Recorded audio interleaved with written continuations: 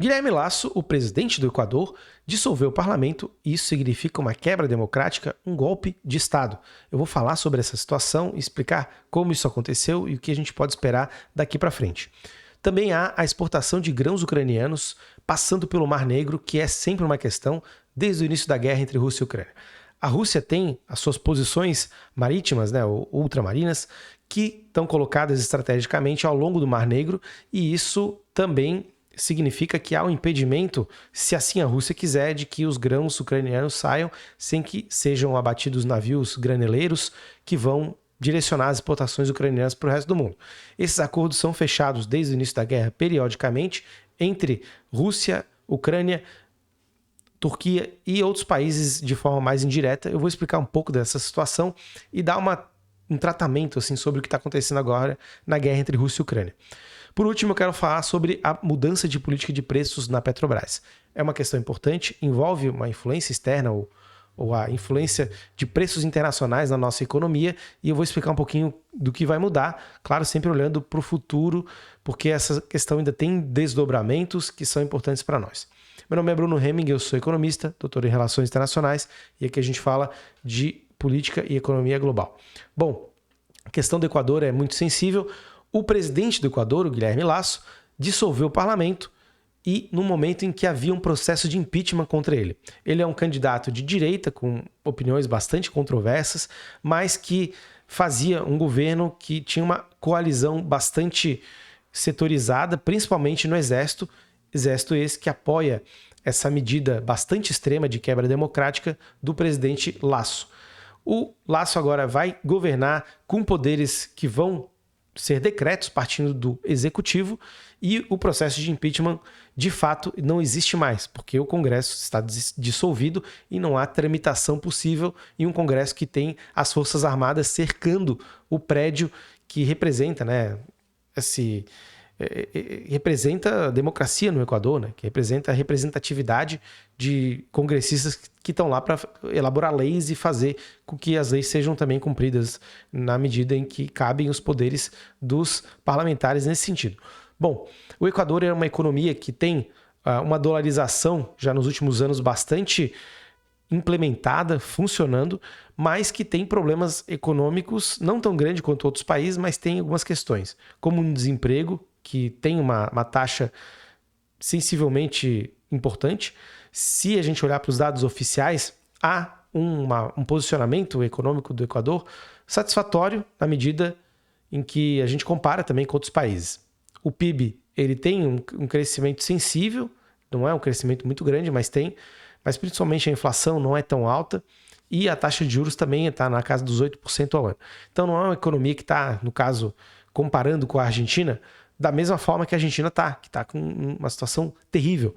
Só que existe esse problema político, também há problemas econômicos na medida em que existe denúncias de maciças debandadas de pessoas por falta de emprego no Equador, mas, na verdade, os dados oficiais não mostram bem isso e o que está acontecendo lá tem muito mais a ver com o que o Guilherme Lasso ele tem de apoio político e o que a Câmara dos Deputados, o parlamento estava fazendo para tirar ele, já que ele não correspondia às necessidades políticas que um líder tem que ter para continuar no poder, porque não conseguiu fazer uma coalizão dentro do Congresso. A gente vai acompanhar a situação, uma situação delicada e que vai ter desdobramentos com certeza. Agora, a questão das exportações ucranianas de grãos. Como a gente sabe, Rússia e Ucrânia são players importantíssimos no setor de grãos. A Rússia é o grande exportador de trigo do mundo, é uma potência alimentar, e esses acordos que são feitos entre Ucrânia, Rússia e Turquia, como um intermediário, um intermediador dessa situação, eles têm a necessidade de, claro, exportar os grãos ucranianos, isso é uma receita para a Ucrânia, mas o país ucraniano está totalmente devastado e tem um objetivo de segurança alimentar por detrás dessa permissão para exportar. E o que a Rússia faz? Ela faz o que é chamado aí, muito comumente nos últimos anos, de brinkmanship, de fazer negociações, de levar até o limite dessas negociações para conseguir algumas demandas. Qual é a demanda da Rússia e por que ela não estava querendo renovar esses acordos que normalmente eles dão de 60 em 60 dias, 120 em 120 dias, para a renovação dessa permissão de exportação dos grãos e de navios graneleiros ucranianos para o resto do mundo. a Rússia queria que empresas do setor agrário, do agro, fossem desbloqueadas das sanções econômicas que a Rússia sofre desde o início da guerra, para que possam comprar e vender em dólar, porque o dólar está sendo, via SWIFT, né, mas através do SWIFT, bloqueado. As mensagerias financeiras entre empresas russas e o restante do mundo sendo sancionados e bloqueados. E também os fertilizantes russos não estão chegando nos lugares onde normalmente chegavam. Está sendo, em função das sanções econômicas, bloqueado o acesso a fertilizante por outros países. Aqui no Brasil não é o caso, nós temos uma importação bastante importante de fertilizantes que vem da Rússia e outros produtos, né, que fazem parte aí dessa cadeia produtiva complexa que são os fertilizantes, mas outros lugares do mundo não têm acesso, e isso que a Rússia queria negociar, e os países da OTAN, logicamente, não queriam ceder nesse ponto, porque é um ponto sensível, faz parte da receita, que é uma receita importante, que vai para a Rússia, que logicamente vai financiar o esforço de guerra da Rússia. No final das contas, a Rússia aceitou, sem todas as condições atendidas, mas mostra, né, que há um ativo esforço da Rússia de tentar negociar de todas as maneiras para que se legitimem as demandas para diminuir esse impacto negativo que as sanções econômicas têm sobre a Rússia. A gente viu aqui no vídeo do canal que não são impactos tão negativos quanto se esperaria de uma economia sancionada, ainda mais uma economia que não é de um país desenvolvido, mas tem sim impactos, tem os seus efeitos colaterais e efeitos colaterais no mundo inteiro, como a elevação dos preços dos combustíveis, que a Rússia é um exportador de commodities, entre eles os grãos, mas principalmente gás e petróleo. Esses que têm efeito em nós, e aí a gente parte para o terceiro tema. Sem antes de falar do terceiro tema, que é a paridade de preços, né, que a Petrobras praticava, vale a pena destacar algumas questões que aconteceram mais pontuais aqui, eu vou passar bem rapidamente antes de mudar de assunto. O Zelensky, ele foi impedido, né, de algumas vezes de fazer ações mais concretas contra a Rússia, porque agora, nesse momento da guerra, é prometida uma contraofensiva e, de qualquer forma, a Ucrânia quer botar a Rússia contra a parede, diminuir as forças da Rússia, negociar de qualquer maneira, e a intenção do Zelensky era sequestrar ou invadir algumas vilas russas para que algumas demandas da Ucrânia fossem atendidas. Isso prontamente foi negado, porque ao mesmo tempo que se colocaria a Rússia em legitimidade, pelo menos na visão dos russos, né, mas em legitimidade para asseverar os ataques, a opinião internacional também ia deixar de ver o Zelensky como aquele que se defende e que quer uma guerra justa, que não recebeu da Rússia, para um cara que faz ofensivas e vai em cima de população de outros países. Que não porque o discurso era que o problema era o Putin, o governo do Putin, mas agora seria um ataque realmente de uma guerra aberta. Isso foi negado veementemente. A contraofensiva está para acontecer, ela está dentro dos calendários aí de promessas que o Zelensky faz e que está sendo noticiado no mundo inteiro. Mas até agora nada aconteceu. E por outro lado, em resposta a isso, a Rússia diz que vai fazer um ataque com toda a sua força, que até agora não tinha usado tudo e vai usar tudo para liquidar a fatura, para acabar com a guerra.